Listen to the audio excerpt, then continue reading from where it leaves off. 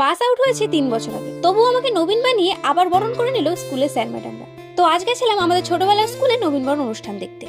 ভাবলাম একটু চিল করব, নস্টালজিয়া ফিল নেব।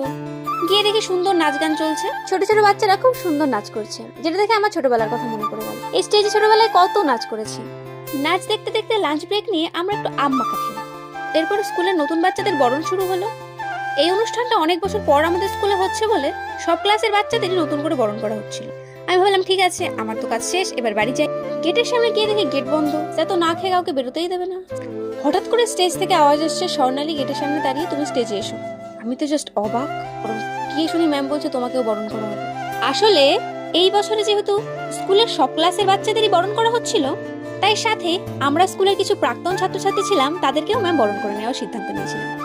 ছোট বাচ্চাদের মধ্যে একটু অকওয়ার্ড লাগছিল, কিন্তু সত্যি বলছি মনে এত আনন্দ হচ্ছিল কি বলবো। সবার মতন সুন্দর করে আমাকে বরণ করলো, আমাকে একটা গোলাপ ফুল দিল, একটা পেন দিল, আমাকে একটা ফাইল দিল, মিষ্টির প্যাকেট দিল। সত্যি ভীষণ খুশি লাগছে, ভীষণ। আজকের ভিডিও এখানে শেষ করছি, দেখা হবে নেক্সট ব্লগে। টাটা।